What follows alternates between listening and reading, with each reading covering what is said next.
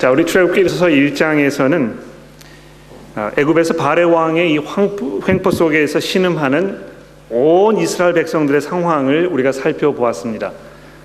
그런데 2장으로 넘어가자마자 이 모든 초점이 레위 가문의 한 가정, 그리고 그 가정에서 태어난 한 어린아이, 이 모세에게 이제 집중이 되고 있는 것을 우리가 볼 수 있습니다. 그 당시 겪어야 했던 그 악몽과 같은 그 상황이 이 한 가정의 상황을 통해서 아주 구체적으로 이제 다가오고 있는 것입니다. 여러분 한번 상상해 보십시오. 태어난 지 3개월밖에 되지 않은 아기를 바구니에 담아서 강물에 띄워 보내야 했던 이 부모의 마음, 그 마음이 어땠을지 우리가 헤아볼 수 있지 않겠습니까? 애굽 사람의 손에 죽임을 당하느니 차라리 혹시라도 이렇게 하면 어떻게 이 아이의 목숨이 보존될 수 있을까 하는 그런 아주 애절하고 이 간절한 그런 마음으로 이 아이를 이렇게밖에 할 수 없었던 이 부모의 마음을 우리가 좀 헤아려 보면서 이 눈물도 좀 흘리고 뭐 이렇게 했으면 좋겠는데요. 이 본문 말씀이 우리로 하여금 그런 그 감정에 휩싸이도록 내버려 두지 아니하고 아주 빠른 속도로 이야기를 전개시켜 나가고 있습니다. 여기 보면 두 가지 중요한 그 주목할 사실을 우리가 짚고 넘어 봐야 되겠는데, 첫 번째로 우선 이 어린아이의 부모가 아이를 위해서 준비한 이 갈대 상자, 여기 말한 이 상자라는 이 단어는 창세기 6장에 등장하는 노아의 방주를 의미하는 단어와 똑같은 단어라는 것입니다.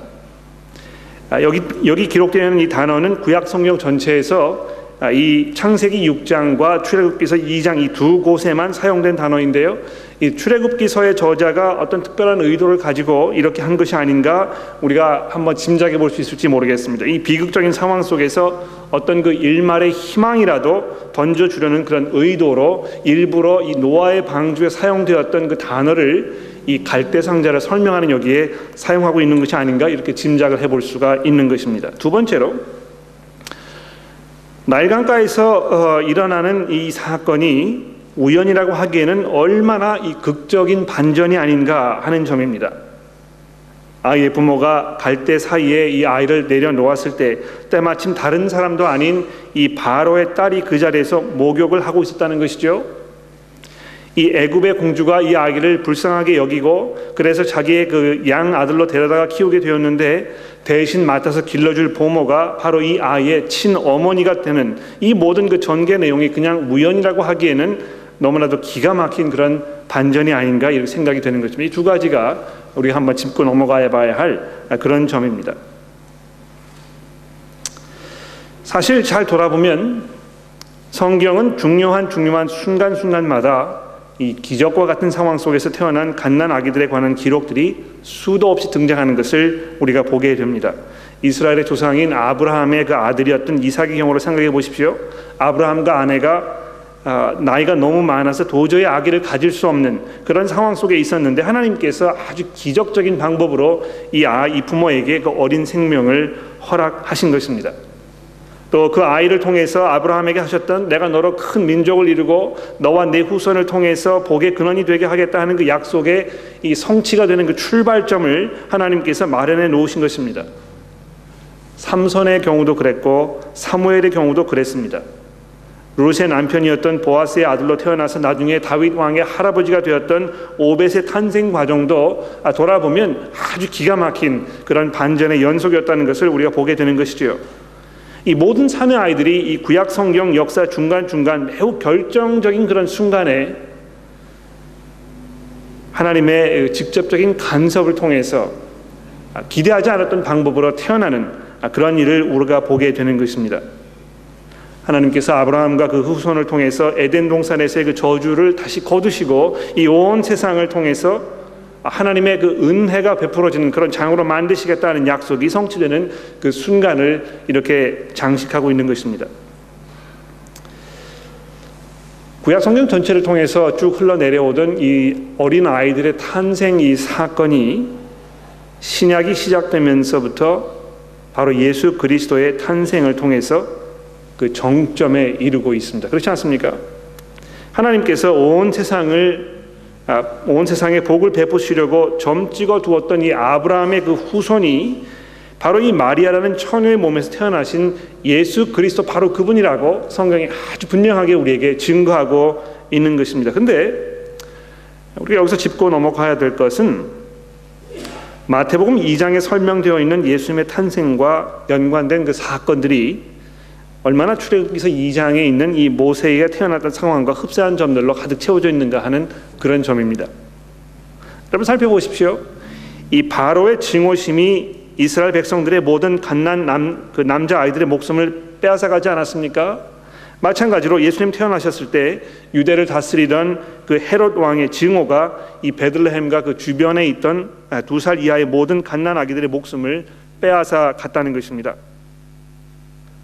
바로 왕이 온갖 수단과 방법을 통해서 모든 이스라엘의 어린아이들의 목숨을 빼앗아 가지려 했지만 결국 그는 그 특별한 아이의 모세의 목숨을 건드릴 수가 없었던 것이죠.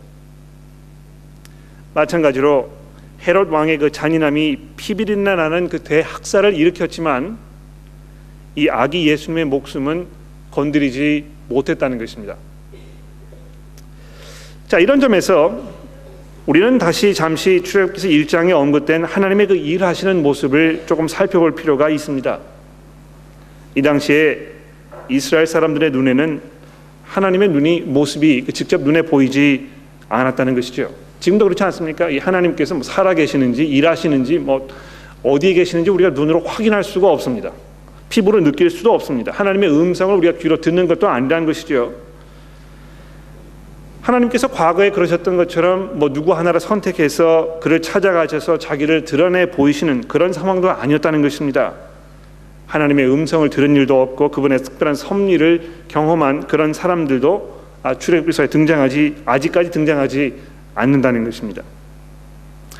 여러분, 이 야곱이 자기 아이들을 데리고 애굽에 내려온 지가 지금 한 근 400년 가량의 시간이 흐른 것으로 우리가 추정할 수 있겠는데요.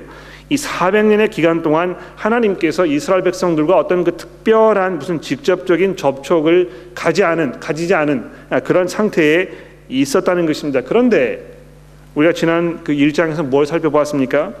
하나님께서는 그럼에도 불구하고 계속해서 아브라함의 후손들을 돌아보고 계셨다는 것입니다.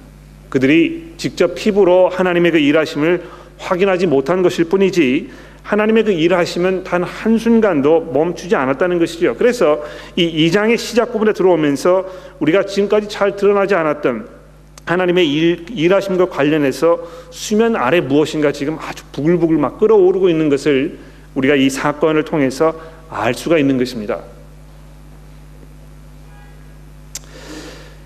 자, 계속해서 11절에서 22절까지를 보시게 되면 모세가 자라나서 성인이 된 이후의 모습과 그 상황을 우리가 이제 접해보게 됩니다. 자, 그런데 여기 소개되고 있는 이 모세의 그 삶은 정말 말 그대로 한편의 영화와 같은 그런 삶입니다. 정말 파란만장한 그런 삶입니다. 영화 찍기에 아주 적합한 그런 그 스토리란 말이죠. 여러분, 그 실제로 헐리우드의 영화를 만드는 사람들이 역사적인 인물들을 중심으로 아주 그 짭짤한 수익을 이렇게 올리고 그러지 않습니까? 스토리가 아주 극적이면 극적일수록 관객들이 더 진한 감동을 경험하게 됩니다. 그런 스토리들이 전해주는 그 중심 메시지가 무엇입니까? 인생 역전. 이 온갖 역경을 불굴의 의지로 이겨내고 이 강철 같은 신념과 포기하지 않는 근성으로 마침내 인생의 그 최고의 순간을 이루고야 마는 그런 사람들의 이 영웅담을 헐리우드가 아주 극적으로 만들어가지고 사람들에게 자꾸 얘기해 주는 것입니다. 여러분도 그렇게 할 수 있습니다. 그런 점에서 이 모세의 삶이야말로 이 헐리우드 영화사들이 눈을 부리고 찾는 그런 영웅 스토리라고 말할 수 있을지도 모르겠습니다. 사실 이 구약 성경에 등장하는 여러 사람들에 관한 설교를 들으시거나 또 책을 통해서 접해보시거나 하면 어떤 그 단어 선택이나 문장의 표현에 있어서 약간의 차이가 있을 뿐이지 결론이 이 헐리우드 영화가 주려고 하는 메시지와 별로 그렇게 다르지 않습니다.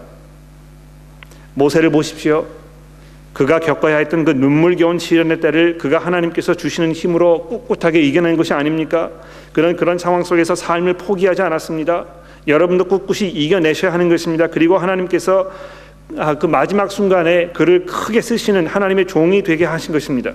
여러분들이 지금 인생의 순간에 그 위기를 맞고 계십니까? 여러분 낙심하지 마십시오. 이 순간 하나님의 축복이 여러분에게 계획되어 있는 것입니다. 여러분들이 그 시련이 우리 눈을 가로막고 있어서 그것을 볼 수 없을 뿐이지, 여러분이 이 모든 면에서 조금만 인내하고 참으시면 모세를 통해서 우리에게 주신 하나님의 위로의 말씀처럼 여러분들도 그런 그 도착점에 가실 수 있습니다. 여러분, 우리 모두 역경을 이겨내십시다. 이렇게 하면서 듣는 사람들로 하여금 마음속에 뭐 뿌듯한 그런 그 희망감, 또 자신감, 이런 거를 불어 넣어주는 그런 경우가 아주 많다는 것입니다. 거기에다가 이제 약간의 감정과 몇 가지 극적인 예를 이렇게 버무려서 양념으로 넣어 놓으면 그 설교를 들으시고 나서 이 몸에 기운이 막 솟는 것 같고, 먹구름에 또 안개가 걷히고 푸른 하늘이 드러난 것 같은 그런 활기찬 마음으로 이 교회를 나설 수 있는 그런 경험을 하실 수 있을지 모르겠습니다만,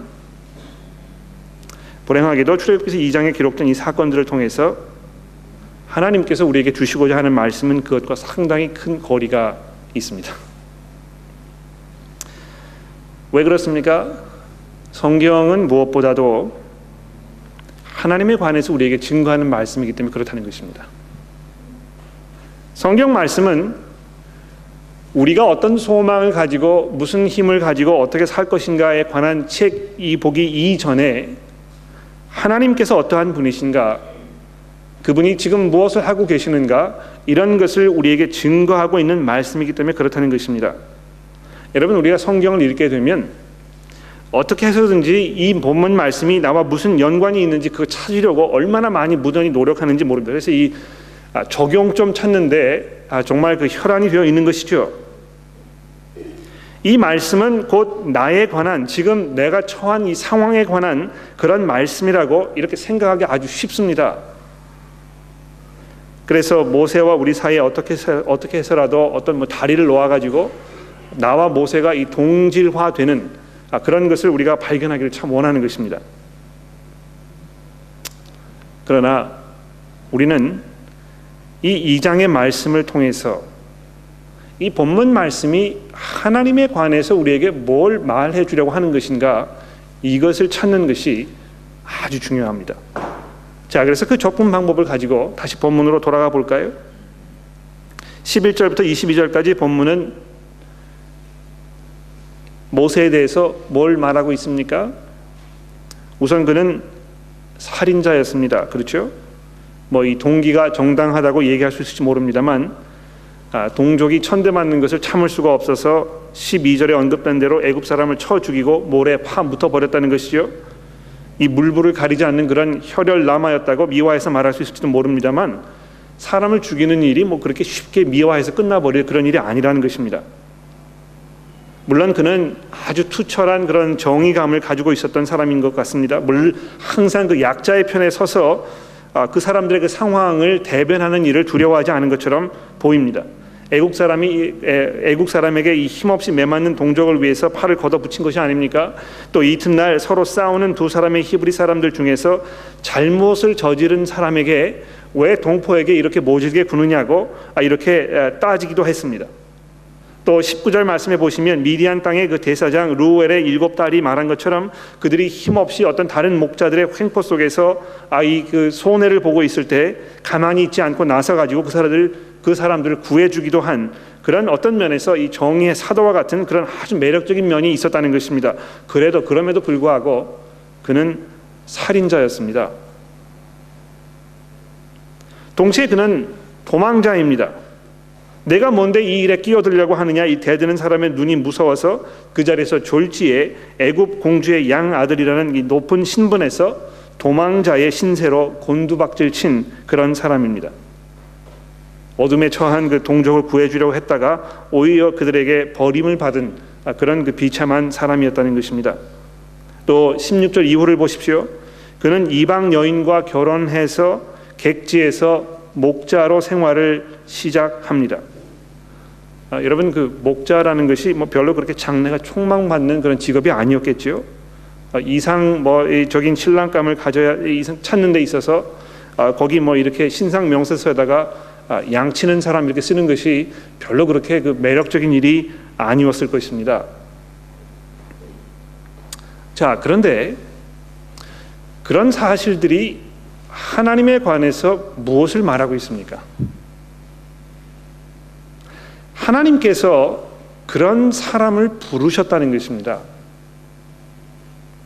하나님이 그런 분이시거든요. 모세의 이런 결점투성이인 모습에도 불구하고 하나님께서 그를 부르신 것입니다. 여러분, 그 모세가 자기 이력서를 들고 여러분 찾아오시면 여러분 그 사람 고용하시겠습니까? 저는 안 할 것 같습니다. 뭐 전과가 있고 도망자이고 현상 수배, 뭐 지명 수배하다가 도망다니는 사람을 이렇게 쉽게 불러다가 일자리를 줄 사람이 별로 없다는 것이죠. 그런데 하나님께서는 바로 그 사람을 성경 전체를 통해서 십자가 사건 다음으로 가장 놀랍게 여겨지는 그 사건의 아주 핵심적인 역할을 담당하는 사람으로 부르셨다는 것입니다. 고린도후서 4장에 보면 사도 바울이 자기 자신에 대해서, 자기 사역에 대해서 이렇게 말씀하고 있습니다.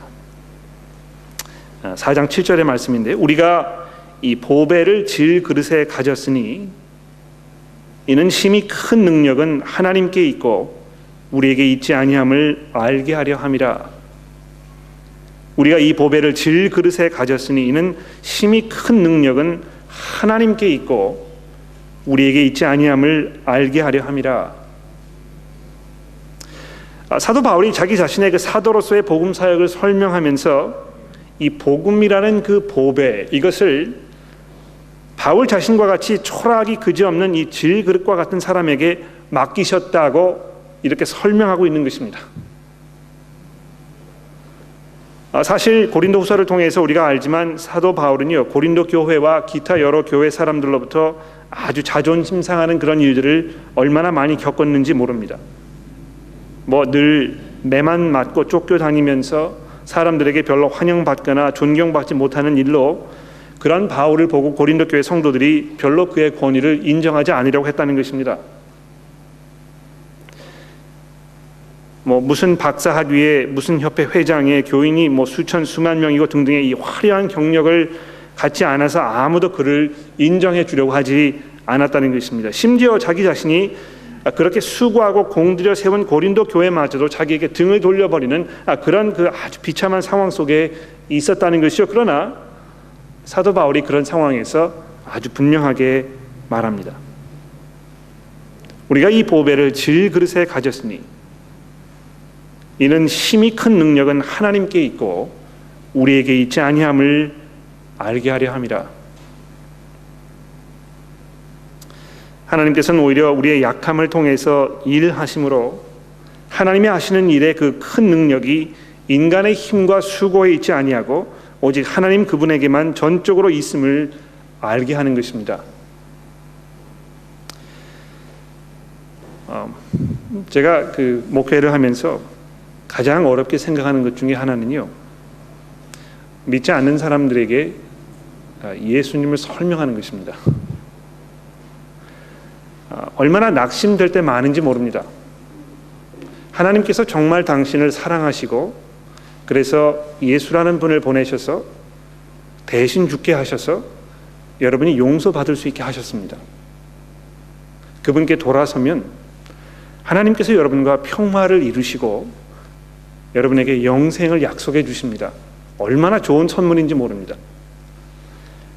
이런 그 메시지가 믿는 사람들에게는 정말 이 생명의 이 향기와 같은 그런 메시지이지만 사도 바울이 고린도 후서에서 뭐라고 말씀하고 있습니까? 믿지 않는 사람들에게는 이것이 죽음을 가져다 주는 이 악취와 같은 그런 그 메시지라고 얘기하지 않습니까? 그래서 믿지 않는 분들에게 이거 설명하고 또 설명하고 그래도 그거 알아듣지 못하시고 뭐 그 받아들여 하지 아니하시고 또 회개하는 마음도 없고 뭐 하나님을 찾으라는 마음도 없고 이런 일이 반복되면 할수록 이 자신감을 잃어가고 정말 속상하고 이런 일이 아주 반복된다는 것이죠. 도무지 뭐 이 해결해 할 수 있는 어떤 이 해결책이 보이지 않는 것입니다. 제가 아무리 말을 잘하고 뭐 아무리 좋은 예를 들어서 설명하고 아무리 뭐 설득을 하려고 하고 이렇게 해도 결과를 얻기가 힘든 경우가 얼마나 많이, 여러분도 아마 그런 경험 많이 하셨을 것입니다. 그런데 어느 순간에 전혀 기대하지 않았을 때, 전혀 기대하지 않았던 어떤 사람이 예수 그리스도께 돌아서는 그 모습을 보게 되면 정말 그것이 하나님의 능력이 아니고는 가능할 수 없다는 것을 얼마나 우리가 많이 경험하게 되는지 모릅니다. 나중에 4장에 넘어가서 보시면 아시겠지만 이 모세는요, 하나님의 도구로 쓰이고자 하는 무슨 열정이나 신념을 가지고 있는 사람도 아니었습니다. 하나님 보내시겠다고 하시는데 나는 자격이 안 되니까, 저는 말을 잘 못하니까 도저히 제가 갈 수가 없습니다라고 얼마나 그것을 거부했는지 모릅니다. 2장의 내용을 살펴보게 되면 3장에서 불붙은 떨기나무 가운데 계신 하나님을 만나기 이전에 하나님에 대한 무슨 깊은 믿음이나 신뢰가 있다고 이렇게 설명하지도 않은 것 같습니다. 그런데 하나님께서 그런 사람을 사용하신 것입니다. 그만큼 하나님께서는 능력의 하나님이십니다. 말씀만으로 아무것도 없는 상태에서 온 세상을 만들어내신 그런 분이시라는 것입니다. 말씀 하나로 이 온 세상을 홍수로 쓸어버리신 분입니다. 그분은 죽은 자 가운데서 죽은 사람을 일으키시는 그런 하나님이십니다. 무엇보다도 우리 하나님은 약속하신 것을 반드시 이루시고야만은 그런 분이시라는 것입니다. 그래서 오늘 본문 말씀의 마지막 부분 우리 함께 읽어보도록 할까요? 여러분 성경 가지고 계시니까 우리 이 23절에서 25절까지 한번 교독을 해보도록 하겠습니다. 여러분 먼저 23절 읽으시고 제가 24절 읽고 그 다음에 25절 같이 읽도록 그렇게 하겠습니다. 다 찾으셨죠? 23절 말씀을 같이 읽을까요? 시작. 여러 해 후에 애굽 왕은 죽었고 예루살렘 자손은 고통으로 말미암아 탄식하여 부르짖니 그 고된 고통으로 말미암아 부르짖는 소리가 하나님께 상달된지라. 하나님이 그들의 고통을 들으시고 하나님이 아브라함과 이삭과 야곱에게 세우신 그 언약을 기억하사 같이 돌아보셨고 하나님이 그들을 기억하셨더라. 자, 여러분 이렇게 해서 이제 하나님께서 비로소 출애굽기서에 전면적으로 등장하십니다. 본격적으로 이 하나님의 섭리와 그분의 능력과 그분의 성품이 이스라엘 백성들과 애굽의 백성들에게 그리고 오늘 성경을 읽는 여러분과 저들에게 이제 분명하게 드러나고 있습니다. 그럼 여러분 보십시오. 여기 24절과 25절을 보시면 지금까지는 그냥 이 무대 뒤편에서 그냥 눈에 띄지 않게 일하시는 분으로 하나님이 설명되고 있었습니다만 이 두 절 속에서 마치 이 속사포를 쏘는 것처럼 동사를 4개나 연속으로 열거하면서 하나님의 일하심에 대해서 아주 분명하게 우리에게 설명하고 있습니다. 하나님이 그들의 고통을 들으사 하나님이 아브라함과 이삭과 야곱에게 세우신 그 언약을 기억하사 하나님이 이스라엘 자손을 돌아보셨고 하나님이 그들을 기억하셨더라. 이렇게 하면서 하나님께서 이렇게 하셨고 하나님께서 저렇게 하셨다고 반복적으로 4번이나 연속으로 말씀하고 있는 것입니다. 하나님이 그들의 고통 소리를 듣고 계신 것입니다. 때로 이스라엘 백성들은 하나님께서 귀를 막으셨던지 어디 멀리 여행을 떠나가셨던지 들리지가 않으셨던지 그렇게 생각했을지도 모릅니다. 수백 년간의 고통 속에서 신음하면서 도대체 우리 하나님은 어디서 무엇을 하고 계시는가 이렇게 탄식을 했을지도 모른다는 것이죠. 그러나 하나님께서는 그들의 그 울부짖는 소리를 놓치지 아니하시고 그대로 다 듣고 계셨다는 것입니다. 그리고 하나님께서 정하신 그때에 하나님께서 원하시는 방법으로 그 일을 해결하신 것입니다. 또 어떻게 하셨습니까? 아브라함과 이삭과 야곱에게 세우신 그 언약을 기억하셨습니다. 여러분 이 약속은요 400년이 훨씬 더 된 아주 오래전 일이었기 때문에 그것을 까맣게 잊어버리고 계시다가 백성이 울부짖는 소리를 들으시고 갑자기 그 약속이 기억나셔가지고 허둥대셨다 이런 말씀이 아니라는 것이요. 여러분 이 구약 전체를 살펴보십시오. 바로 이 출애굽기서 2장 24절의 말씀을 시작으로 해서 하나님께서 아브라함과 이삭과 야곱에게 약속하신 언약을 기억하셨다는 그 설명이 구약 성경 전체를 통해서 얼마나 수도 없이 반복되고 있는지 모릅니다. 그 반복되는 이 구절의 시작이 출애굽기 2장 24절 말씀이거든요. 여기서 우리는 하늘보다 높고 바다보다 깊고 이 우주보다 넓은 하나님의 은혜와 인간들을 향하신 하나님의 그 열정을 다시 발견하게 되는 것입니다. 하나님께서는 아담과 하와를 창조하시면서 그 지으신 모든 피조물보다 가장 귀하고 사랑하시는, 그래서 자기의 형상을 따라서 지음을 받은, 그래서 하나님을 아버지라고 부를 수 있는 그런 귀한 복을 그들에게 주셨습니다. 그런데 인간들은 그것을 감사히 여기지 아니하고 그런 하나님께 반항하면서 하나님의 이 간섭을 받지 않으려고 하면서 살고 싶다고 고집을 부린 것입니다. 그래서 하나님께서 창조하신 이 아름다운 세상에 죽음이 찾아오고 우리가 하나님의 존전에서 쫓겨나는 그런 끔찍한 상황이 벌어졌다는 것입니다. 그런데 하나님께서 그런 우리들을 회복시키시려고, 우리를 다시 그 품 안으로 끌어안으시려고, 우리에게 새로운 생명, 즉 하나님 나라에서의 이 영원한 생명을 주시려고 창세전부터 계획해 놓으셨고, 그래서 아브라함에게, 그의 아들 이삭에게, 그리고 그 이삭의 아들 야곱에게 약속을 하셨다는 것입니다. 내가 너와 너의 후손에게 복을 주어서 복의 근원이 되게 하겠다. 그래서 그 후손을 통해서 에덴 동산에서 쫓겨나면서 너희들을 족쇄처럼 얽어매었던 그 저주를 내가 분명하게 깨트릴 것이다. 그 약속을 잊지 않으신 하나님께서 그것을 성취하시기 위해서 어떻게 하셨습니까? 이스라엘 자손들을 돌보셨고 그들을 기억하셨다고 25절 말씀이 끝을 맺고 있습니다. 자, 근데 여러분 여기 보십시오.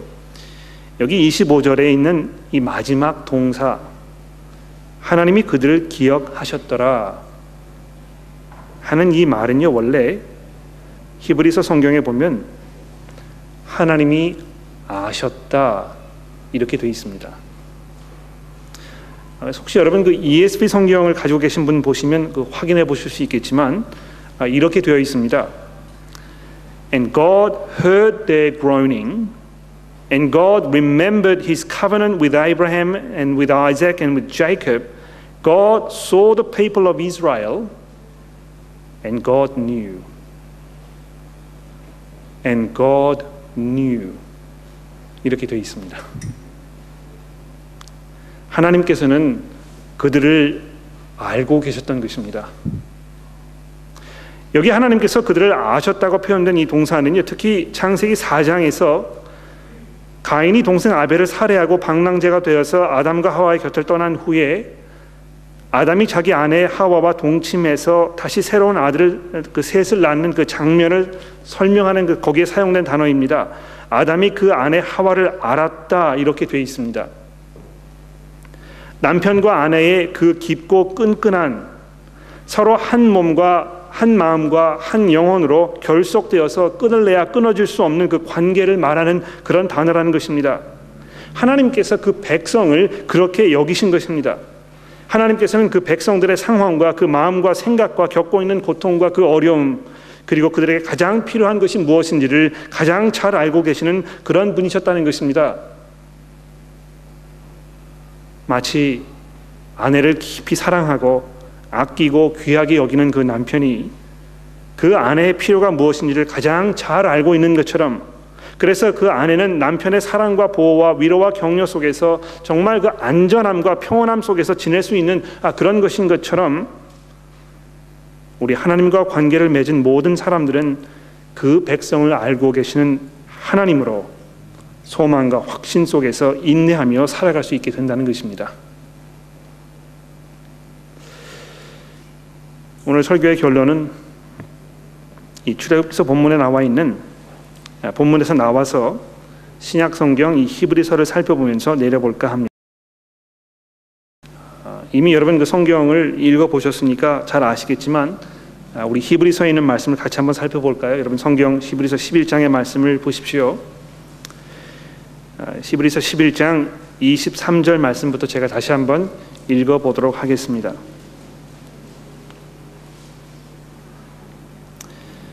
신약 성경에 보면은 이 출애굽기서 2장 사건에 관한 그 기록이 이 히브리서 11장과 사도행전 7장에 등장하는 것을 볼 수 있습니다. 사도행전 7장의 말씀은 저희가 다음 주에 좀 더 자세하게 보게 될 것이지만 오늘 여기서 히브리서의 말씀을 잠깐 살펴보도록 하겠습니다. 23절입니다. 믿음으로 모세가 낳았을 때에 그 부모가 아름다운 아이임을 보고 석 달 동안 숨겨 왕의 명령을 무서워하지 아니하였으며 믿음으로 모세는 장성하여 바로의 공주의 아들이라 칭함을 받기를 거절하고 도리어 하나님의 백성과 함께 고난 받기를 잠시 죄악의 낙을 누리는 것보다 더 좋아하고 그리스도를 위하여 받는 수모를 애굽의 모든 보화보다 더 큰 재물로 여겼으니 이는 상 주심을 바라봄이라 이렇게 되어 있습니다. 여기 26절에 그리스도를 위하여 받는 수모를 애굽의 모든 보화보다 더 큰 재물로 여겼으니 하는 이 구절을 여러분 잘 한번 곰곰이 생각해 보십시오. 모세가 이미 어떤 면에서 자기가 받는 그 고통이 예수 그리스도를 위해서 받는 고통이라고 알고 있었다는 것을 말하지 않는 것인가 이렇게 우리가 생각해 볼 수 있습니다. 이건 뭐 나중에 제가 기회가 있을 때 좀 더 설명을 드려보겠습니다만 여기 오늘 보면 이 히브리서 11장 말씀에 보게 되면 하나님에 대해서 우리에게 주신 말씀에 대해서 우리가 무엇을 어떻게 해야 할 것인가에 대해서 우리에게 설명해 주고 있습니다. 우리가 출애굽기서 2장의 말씀을 읽었을 때 그것을 통해서 우리가 무엇을 어떻게 해야 하는 것입니까?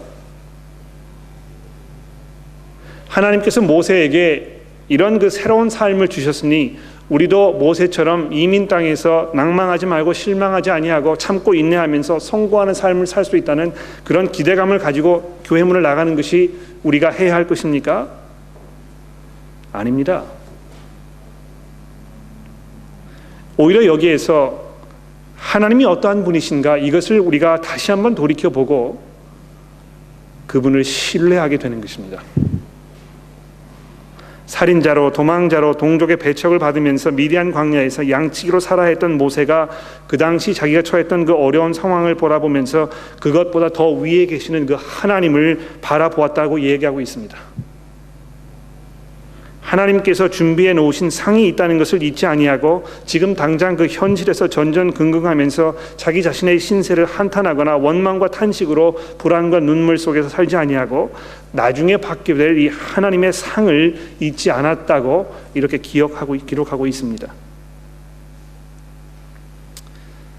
여러분, 우리들은 예수 그리스도의 죽으심과 부활하심을 통해서 하나님과의 이 새로운 계약 관계 속에 들어간 것입니다. 그렇지 않습니까? 우리가 그분을 통해서 의롭다 하심을 얻었습니다.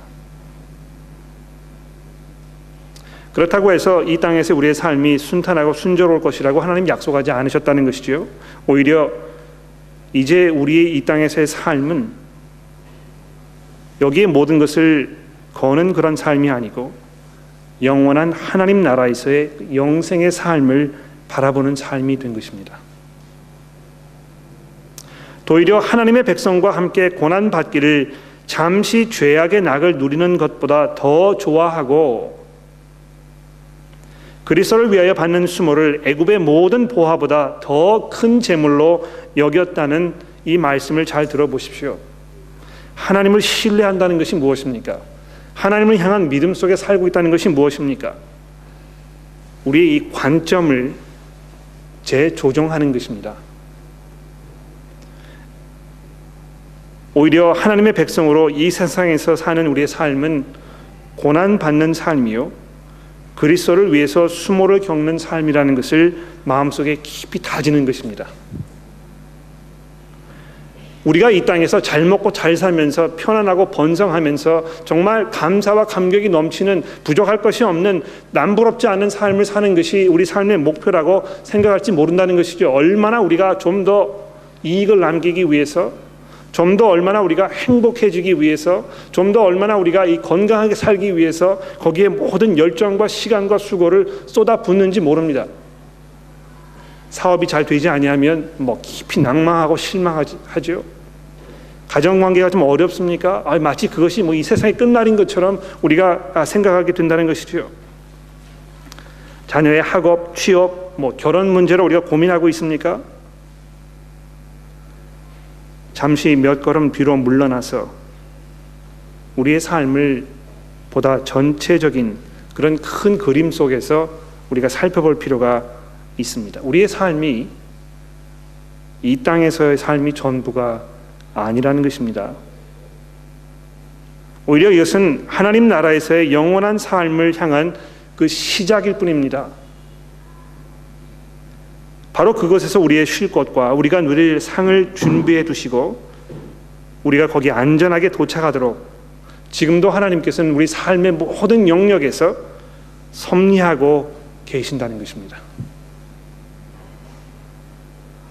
그분을 바라보면서 우리의 나약함 속에서 일하시는 그 하나님의 능력 속에 우리가 살게 되기를 간절히 기도합니다. 기도합시다.